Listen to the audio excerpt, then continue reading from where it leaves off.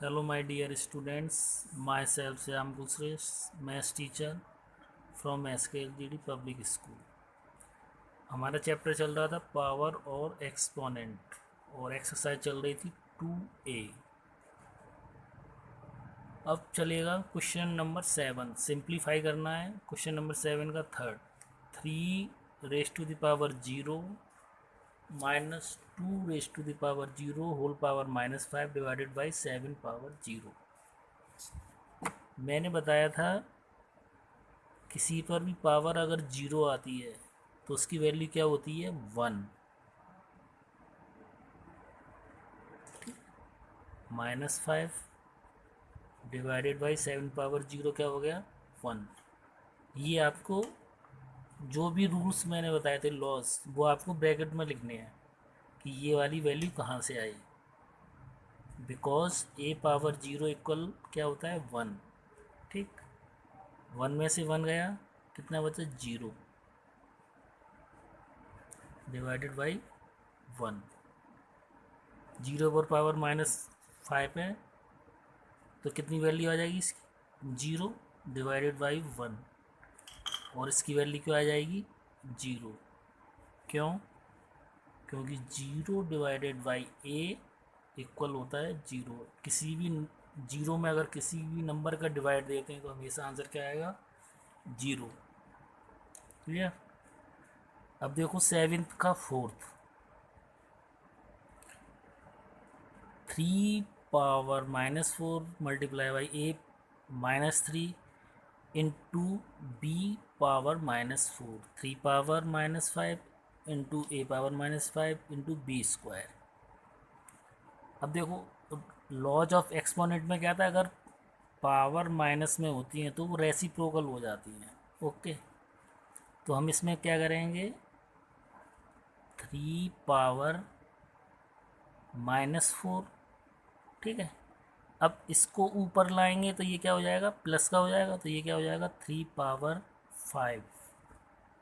ऊपर क्या है, a पावर -3। जब इस पावर को ऊपर ले जाएंगे तो ये माइनस है, तो क्या हो जाएगा, प्लस।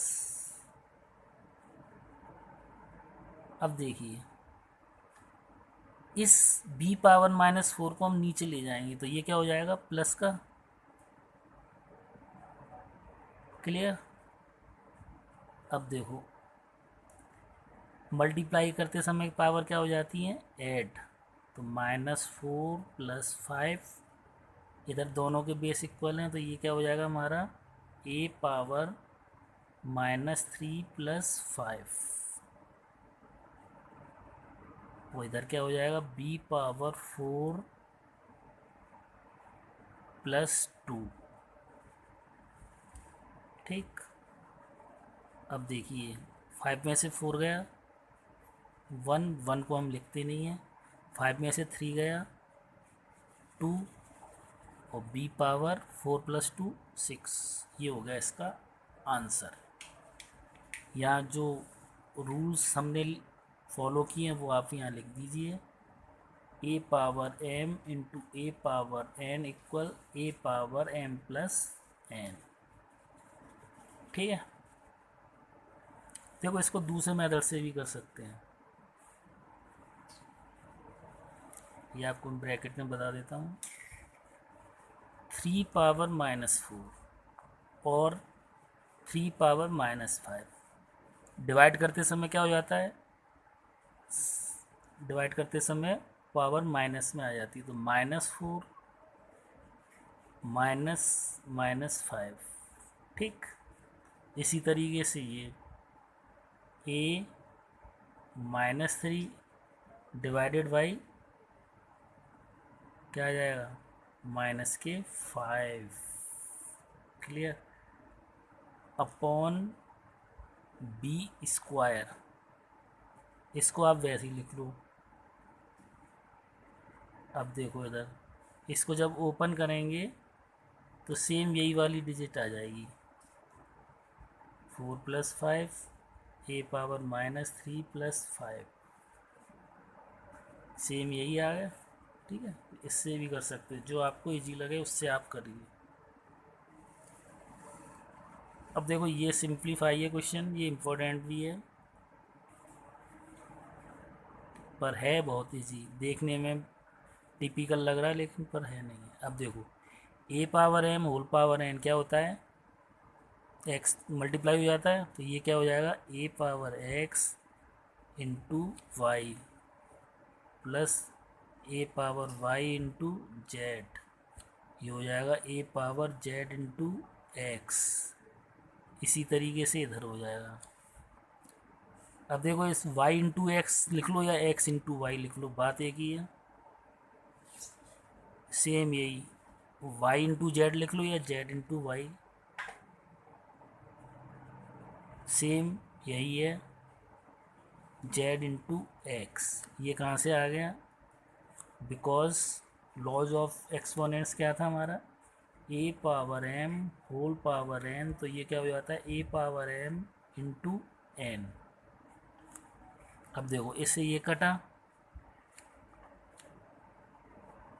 इधर मल्टीप्लाई का साइन है,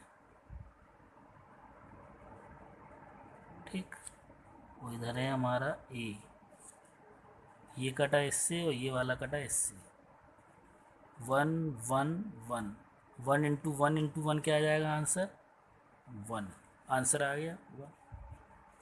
ऐसे भी इसे सिंपल तरीके से भी काट सकते थे, 2 × 3 इक्वल 3 × 2, आंसर दोनों का क्या आएगा 6 आएगा, ठीक। ये मैंने शुरू में समझाया था आप लोगों को। ऐसी x इंटू वाई या y इंटू एक्स दोनों की वैल्यू सेम होगी, तो इससे ये कट गया, इससे ये कट गया, इससे कट गया, क्या बचा 1। क्लियर। अब देखिए क्वेश्चन नंबर 8 का fourth part, 1/4 whole power -3 -1/2 1/2 whole power -3 upon 1/8 whole power -3। देखो इससे हमें पढ़ना भी आना चाहिए, 1/4 होल पावर -3 -1/2 होल पावर -3, फिर से अपॉन 1/8 होल पावर -3। अब इसे हमें सॉल्व करना है। अब देखिए मैंने बताया था अगर इस तरीके से हो तो हम इसको कैसे लिख सकते हैं, ए पावर एन, क्योंकि ये पावर इस पर भी चढ़ रही है और इस पर भी है। जब भी पावर को प्लस में करते हैं वो रेसिप्रोकल हो जाता है। इस समय ये पावर किस पर है, ए पर है, तो ए पर चढ़ी, उसको हम प्लस में करेंगे तो रेसिप्रोकल हो जाएगा। 1 पर कोई भी पावर लगाएंगे तो आंसर क्या आता है 1 ही आता है। क्लियर। तो अब इसको हम क्या लिख सकते हैं, 1/4 को 4/3, और अच्छे से समझाता हूँ इसको हम लिख सकते हैं 4/1 whole power 3, 2/1 whole power 3, same इसको 8/1 होल पावर ओनली 3। यहाँ क्या किया है दोबारा से समझ लो इस चीज़ को,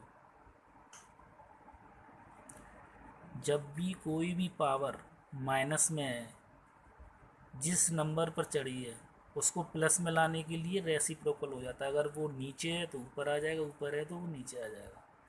4 डिनोमिनेटर था, न्यूमरेटर बन गया, 2 डिनोमिनेटर था, न्यूमरेटर बन गया, ठीक। 4/1 हो गया, यहाँ भी इसका उल्टा हो गया और इधर भी इसका उल्टा हो गया।